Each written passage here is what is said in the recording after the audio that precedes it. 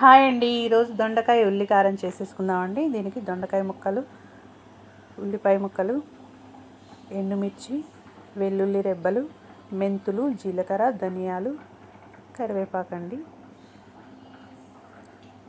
దొండకాయని శుభ్రంగా కడిగేసి పొడుగా కోసేసుకోవాలండి. ఇలా కోసేసుకోండి ముక్కలు.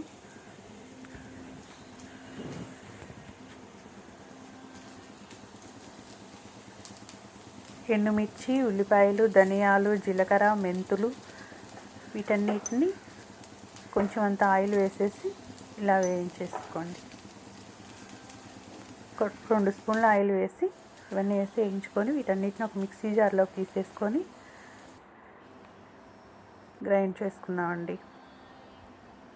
వెల్లుల్లి, ఎండుమిర్చి, ఆనియన్స్, ధనియాలు, జీలకర్ర, మెంతులు అండి.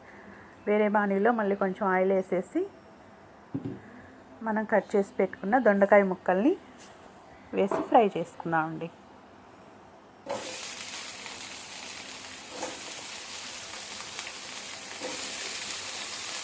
దీనికి పెద్దగా ఆయిల్ కూడా పట్టదండి, కొంచెం ఆయిల్తోనే చేసేసుకోవచ్చు.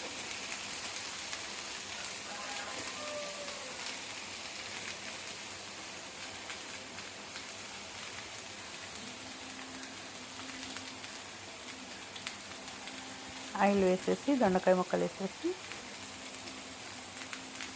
ఇందులోనే కొంచెం కరివేపాకు, పసుపు, ఉప్పు వేసి కలిపేసుకుందామండి. చూడండి, మిక్సీ పట్టేసుకుందాం. ఇందాక మనం ఎండుమిర్చి, ఉల్లిపాయ, ధనియాలు, జీలకర్ర, మెంతులు వీటన్నిటిని అలా మిక్సీ పట్టేసుకుందామండి.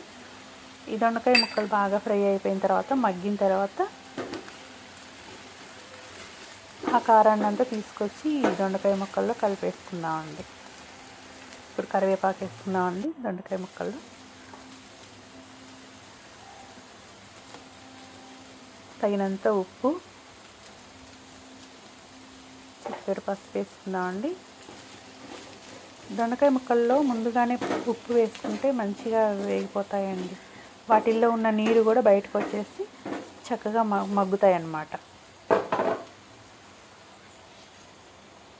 కలిపేసుకొని మూత పెట్టేసి మగ్గనివ్వండి. చూసేద్దామా? చూడండి, కొంచెం మగ్గిపోయాయండి. చూడండి, కొంచెం వాటర్ కూడా వచ్చేసి తడిగా అయిపోయాయి. చేసాం కదా.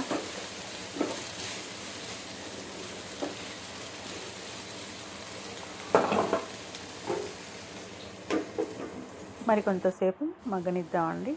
చూడండి, మగ్గిపోయాయి. ఇప్పుడు ఉల్లికారాన్ని మొత్తం వేసేసామండి. అందులో వేసేసి తిప్పేసి మళ్ళీ మూత పెట్టేసామండి. ఇప్పుడు ఫైనల్గా కొత్తిమీర వేసేసుకుందామండి. కొత్తిమీర వేసేసి కలిపేసి వేరే బౌల్లోకి తీసేసుకుందామండి. మన ఉల్లికారం రెడీ అయిపోయింది. చూడండి, చాలా అందంగా ఉంది, కలర్ఫుల్గా అందంగా. అంతే, దొండకాయ ఉల్లికారం రెడీ అయిపోయిందండి.